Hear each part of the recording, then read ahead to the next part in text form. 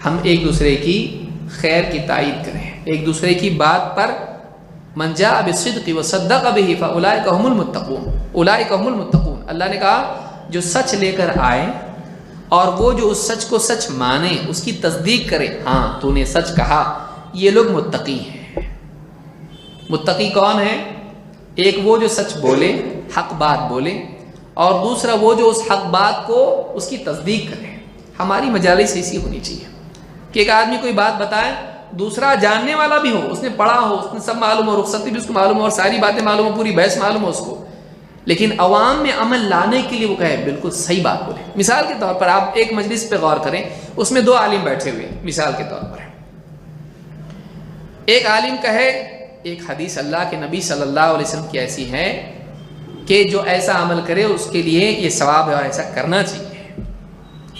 اب دوسرا عالم اس میں بیٹھ کے بولیں اس کے بارے میں ایک بہت لمبی بحث ہے، بعض علماء نے یہ مطلب بتایا، بعض علماء نے یہ بتلایا، اور اس میں تھوڑا ایسا ہے بول کے اس کو کنفیوز کرتے ہیں۔ حالانکہ اینڈ پروڈکٹ یہ ہے، آخری نتیجہ یہ ہے کہ یہ بھی مانتا ہے وہ حدیث صحیح ہے، لیکن اپنا علم ظاہر کرنے کے لیے وہ کیا کہیں اس میں بہت بحث ہے، اس میں اختلاف ہے، امام شافعی ایسا بولتے ہیں، امام ابو حنیفہ ایسا بولتے ہیں، امام مالک کا قول ہے، امام احمد ایسا بولتے ہیں، ایسا بول کے اس معاملے کو کیا کریں، اپنا علم تو ظاہر کریں لیکن مسئلے کو ڈھیلا کر دیں اور بیٹھ کے اس کے اوپر بحث مباحثہ کریں، اور عوام سن رہی اس کے اندر ہے، عوام عمل کرے گی نہیں کرے گی۔ اگر تجھ کو بحث کرنا ہے تو عالم سے الگ میں کرنا ہے، لیکن عوام میں جب تو جانتا ہے کہ وہ حدیث صحیح ہے، تو جانتا ہے کہ بات حق ہے، تو اس نصیحت میں عالم کو ڈانٹنے دے، عوام کو کرنے دے ان کو عمل ہے۔ اگر اس میں کوئی چھوٹ بتائی ہوئی ہے نبی صلی اللہ علیہ وسلم نے، اس چھوٹ کو اگر عوام کو ساری چھوٹ بتا دی جائے تو عوام بے عمل ہو جائے گی، اور ہمارے نبی نہیں چاہتے ہیں۔ اس کی ایک مثال دیتا ہوں اور اپنی بات کو ختم کرتا ہوں، زیادہ وقت ہو جائے گا۔ اللہ کے رسول صلی اللہ علیہ وسلم نے، اس لیے دین کا تفقہ ضروری ہے، عوام کو وہ چھوٹ نہیں بتانا جس سے ان میں بے عملی آئے، چھوٹ اس کو بتانا جو ڈر رہا ہو کہ اگر میں نے یہ نہیں کیا تو جہنم میں چلا جاؤں گا، اس کو بتانا نہیں کرے تو بھی چلتا ہے۔ اللہ کے نبی صلی اللہ علیہ وسلم کے صحابی ہیں معاذ بن جبل رضی اللہ تعالیٰ عنہ، آپ کے ساتھ سواری پر سوار تھے، آپ نے کہا اے معاذ تجھ کو بتاؤں اللہ کا بندوں پر کیا حق ہے اور بندوں کا اللہ پر کیا حق ہے؟ کہ اللہ کے رسول اللہ اس کا رسول ہی بہتر جانتے ہیں۔ ادب تھا صحابہ میں، معلوم نہیں بولتے تھے وہ لوگ، حتیٰ کہ جو معلوم ہے اس میں بھی نہیں بولتے تھے۔ آپ نے پوچھا بتاؤ یہ شہر کون سا ہے؟ معلوم مکہ ہے، بولے بتاؤ یہ کون سا دن ہے؟ عرفے کا دن ہے، اس میں کیا پوچھنے کی بات ہے؟ ہم لوگ ایسے ہیں، بلکہ سوال بھی عالم کا پورا نہیں ہو ہمارا جواب ریڈی رہتا، چاہے کتنا ہی غلط جواب کیوں نہ ہو۔ امام غلطی کرے تو ہم دوسری آیت کا لقمہ دیتے ہیں، ہمارا دھیان نہیں، ہم کو بھی دھیان نہیں، یہ حال ہمارا ہے۔ اب دیکھیے صحابہ سے پوچھا اللہ اور اس کا رسول ہی بہتر جانتے ہیں کہ اللہ کا حق بندوں پر کیا ہے، بندوں کا حق اللہ پر کیا ہے۔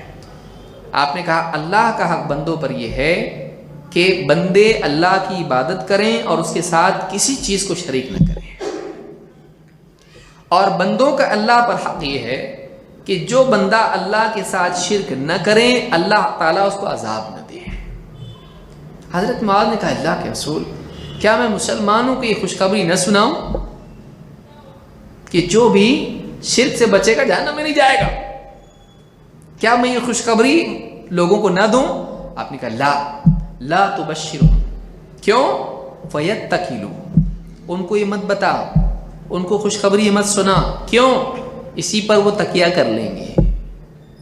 حضرت معاذ بن جبل رضی اللہ تعالیٰ نے وفات کے وقت یہ حدیث بتائی ہے کہ ایک حدیث میرے پاس ہے، اگر لے کے گیا تو علم چھپانے کا گناہگار بن جاؤں گا، یہ حدیث نبی کی میرے پاس تھی، یہ سنو۔ وفات کے وقت یہ حدیث بیان کی۔ صحابہ کتنا امانت دار لوگ تھے، سوچئے وفات کے وقت میں وصیت جائیداد کے اس کے جھمیلے نہیں، وفات کے وقت حدیث بتائی کہ میرے پاس ایک امانت ہے اللہ کے نبی صلی اللہ علیہ وسلم کی، یہ حدیث سن، کیونکہ وہ دور الگ تھا، یہ دور بعد کا ہے۔ چھپانا اگر ضروری ہوتا تو نبی صلی اللہ علیہ وسلم ان کو بھی نہیں بتاتے نا، معلوم یہ ہوا کہ کسی کو بتانا کسی کو نہیں بتانا ہے یہ۔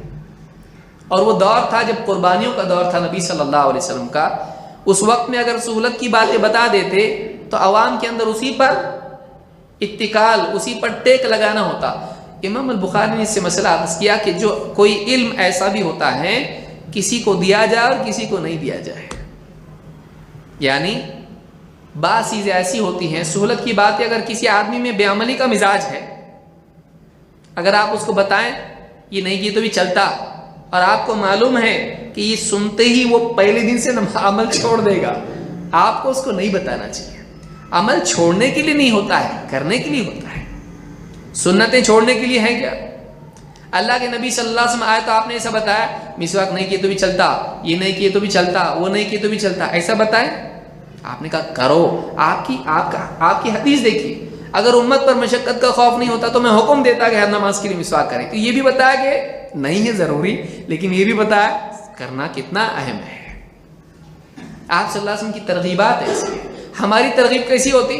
نہیں کیے تو بھی چلتا، نہیں کیے تو بھی چلتا۔ اس سے کیا ہوگا؟ اس طرز تعلیم کا نتیجہ یہ ہے کہ لوگ بے عمل ہوتے جا رہے ہیں۔ بے عمل یہ مستحب ہے، ضروری نہیں ہے۔ ہمارا طریقہ اور سلف کا کیسا تھا؟ مستحب ہے، یہ کرنا چاہیے، اس کو چھوٹنا نہیں چاہیے ہم سے، یہ ثواب اس میں بہت ہے۔ سلف ایسے سکھاتے تھے، ہم کیسے سکھا رہے ہیں؟ مستحب ہے، فرض تھوڑی ہے۔ تو جاہل معلم ایسا ہوتا ہے جو لوگوں کو عمل پر لانے کی بجائے بے عمل بناتا ہے۔ لوگوں کو عمل پر لانا، ہم کو ایسا نہیں کرنا چاہیے، ہم کو لوگوں کو عمل پر لانا چاہیے۔ لہٰذا آپ دیکھیے آپ نے کیا کیا؟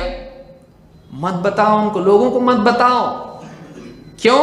ان کو بتاؤ گے تو وہ اسی پر ٹیک لگا لیں گے، یعنی اسی کو اپنی نجات کے لیے کافی سمجھ لیں گے، اور نوافل کی جو مجاہدے آج کر رہے ہیں وہ مجاہدے نہیں کریں گے۔ لہٰذا کوئی آدمی اگر مجاہدہ کر رہا ہو دین میں تو اس کو اس مجاہدے سے سہولت بتا کے روکنا نہیں چاہیے۔ ہاں اگر وہ غلو کر رہا ہے تو منع کرنا چاہیے، غلو کر رہا ہے تو منع کرنا چاہیے۔ لہٰذا یہ کچھ چیزیں جو یاد رکھنا ضروری ہے۔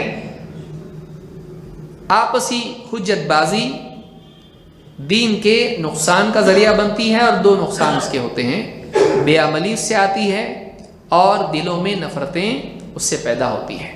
مزید اس تعلق سے جو اور باتیں تھیں انشاءاللہ اس کو ہم اگلے درس میں دیکھیں گے، اور یہ بہت اہم باتیں، دیکھیے اس کو سمجھنا ضروری، واقعی ہمارا منہج کیا ہے اور کیا نہیں ہے۔ لا علمی میں بعض اوقات ہم ان چیزوں کو منہج سمجھ لیتے ہیں، صحیح منہج سمجھ لیتے ہیں جو نہیں ہے، اور جو ہے اس کو غلط سمجھ لیتے ہیں۔ لہٰذا یہ دروس بہت اہم ہیں، اور اس میں جو باتیں ہمارے سامنے آ رہی ہیں، جو دلیلیں ہمارے سامنے سلف کے اقوال سے، قرآن سے، سنت سے آ رہی ہیں، ان کو ہم سمجھیں اور اپنے منہج کی اصلاح کریں، اور ان لوگوں کی بھی جو ہمارے آس پاس ہیں، گھر میں ہیں، ان کی بھی اصلاح کرنے کی کوشش کریں۔